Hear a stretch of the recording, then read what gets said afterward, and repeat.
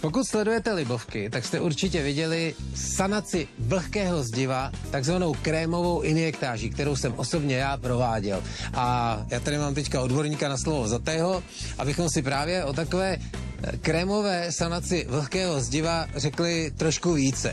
Sice se teď budeme bavit o krémové injektáži vlhkého zdiva, ale pojďme si ze široka říct, je ještě vícero nějakých možností, jak sanovat vlhké zdivo. Určitě. Injektáž je obecný výraz a ty injektáže by se mohly rozkategorizovat, řekl bych tak, do 3-4 odvětví. Injektáže polyuretanové, gelové rubové injektáže, pak jsou to kapalné injektáže, které myslím, že už ale jsou tak jakoby za svým zenitem svý popularity, protože nejsou tak účinné.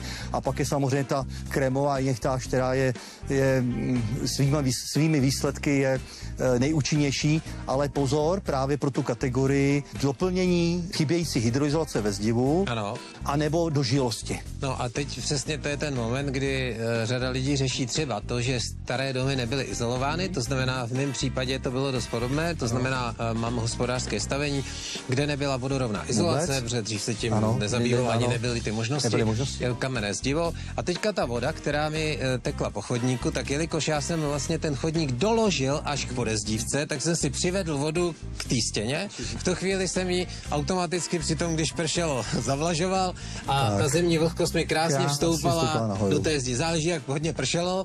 Někdy jsem to měl půl metru, někdy metr. A v momentě, kdy jsem zasanoval tou krémovou injektáží, což znamená, jenom aby jsme přiblížili, jak se to dělá, udělal jsem vrty přesně podle návodu. Do vrtu jsem nainjektoval ten injektážní krém, ano, na bázi siloxanu. On se rozlezl, ano, on se disperguje a propojuje vlastně mezi těma vrtama vlastně propojuje ty hydrofobní silny se navzájem překrývají. V tom je ten princip, aby vlastně vznikl celistvý vodoodpudivý pás. Nejdůležitější vůbec u sanace vlhkého zdiva je zjištění příčiny. Ano, příčina zavání zdiva nemusí být přímo dožilosti hydroizolace nebo nějakých spodních vod, tam může být příčina prasklá voda ve zdi. Čili opravdu bych někdy vyloučil takový ty příčiny havarijní. Tak pokud už se bavíme potom opravdu o té příčině těch dožilostí hydroizolací, to znamená o té dožilosti a absence hydroizolace, která potom ta zemní vlhkost vlastně má možnost vlastně do té stavby vzlínat kapilárně, tak už jsme vlastně u této technologie, u té krémové injektáže zdiva, která je pro tenhle ten případ nejúčinnější. Když se na to podíváme, tak tady je nainjektováno, ale pozor. Tady. A to je vidět, že ten krém jde nejenom vodorovně, ale rozšíří se i tímto směrem. A částečně i nahoru. Jasně. A v tu chvíli nám tohle odizoloval a tahle část, která je stále vlastně plněna tou vodou, protože ty kapiláry se pořád plní, tak ten krém to hezky zarazí. Tak. Sloupec vody je přece jenom vyšší namáhání než nějaká zemní vlhkost pod domem. Čili to je vlastně taková jako je extrém vlastně zkoušky té životnosti a hlavně i té účinnosti. Protože jestliže ta voda tady stojí, nebo respektive ta zítka stojí 8 let bez vypouštění vlastně neustále ve sloupci vody a přesto je vidět vlastně, kam ta hydrofobizace doběhla. Tady přesně vlastně to končí, protože tady už je vidět ta destrukce, ale od tyhle spodní hrany ta vlhkost už opravdu tu hydrofobizaci nepřekonává. A je to úplně krásně suchý dům. Ano, ono to není jenom pouze pro cihelné zdivo, tady ta technologie, ono to v podstatě funguje ve všech běžně používaných stavebních materiálech, který ten stavební materiál v podstatě má nějakou kapilární strukturu. Jasně. To znamená, že je porezní.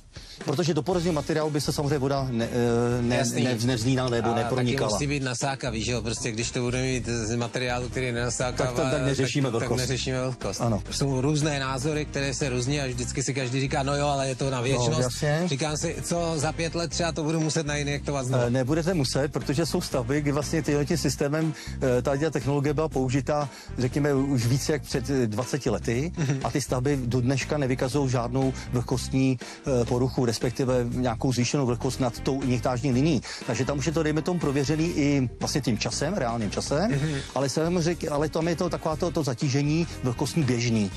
Ale tohleto, já bych furt se vracel k té židříce, ta přece jenom je taková ta zkušební, dejme tomu ukázková, modelová. A tady to extrémní zatížení vlastně prokazuje, že ani po těch 8 letech ani takováhle silný namáhání. Z toho se dá opravdu logicky vydedukovávat, když pominu tedy ty reální už realizace, který už prošly tím časovým obdobím, že by vlastně takováhle vysoká clona ze dne na den začala najednou po nějaký době přestat plnit svoji funkci. To jedině v případě, že by to bylo bylo špatně uděláno. To je samozřejmě platí snad u všeho. A to je určitě taky jedna důležitá zmínka. Stále se vracíme k tomu, vždycky nezapomeňte si zjistit příčinu té vlhkosti toho zdiva.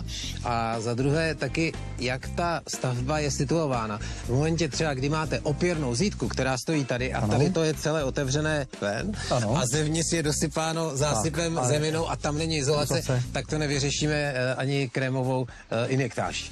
Tak, je to tak?